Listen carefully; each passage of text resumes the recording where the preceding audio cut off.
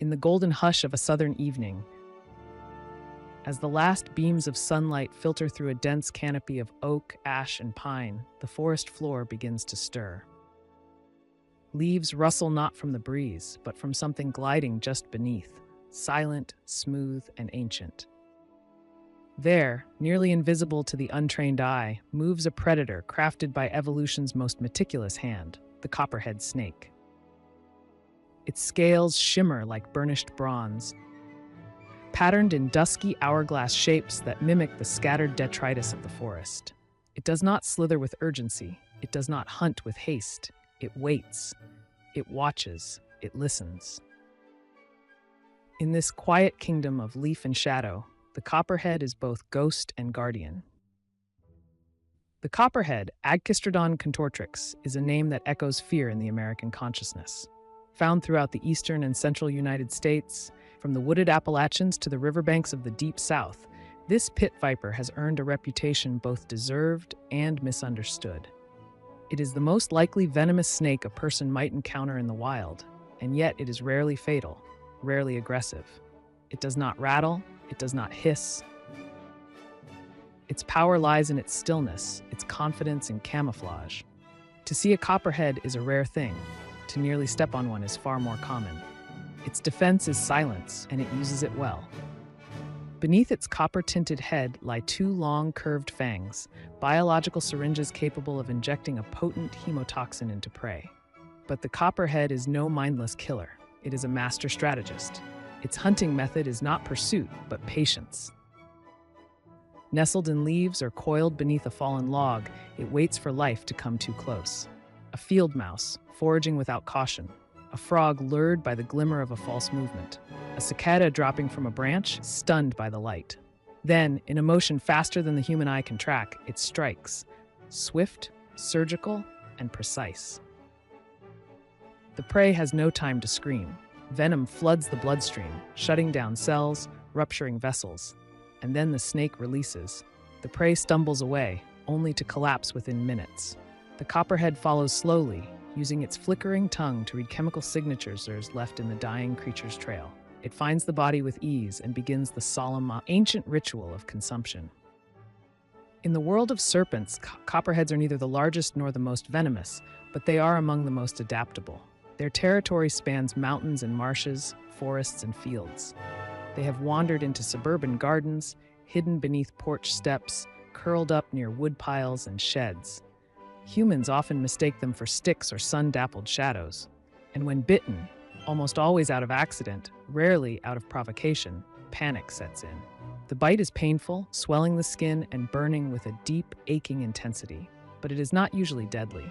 Fatalities are extremely rare.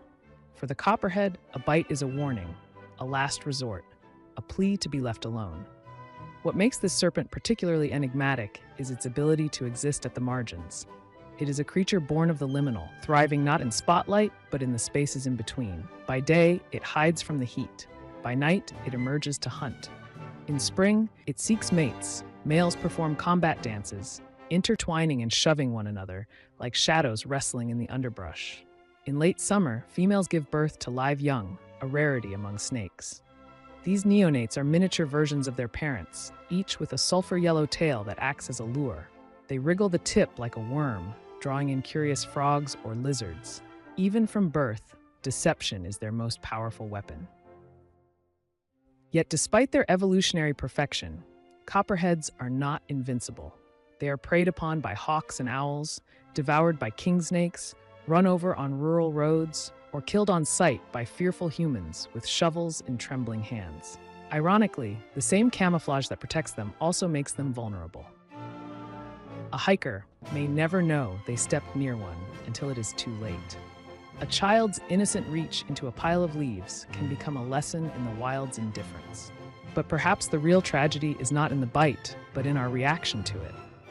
For the copperhead is not evil. It is not malicious.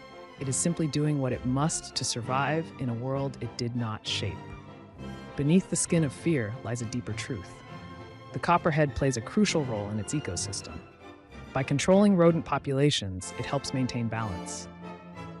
Without predators like it, Diseases spread faster, crops are threatened, and forests lose equilibrium.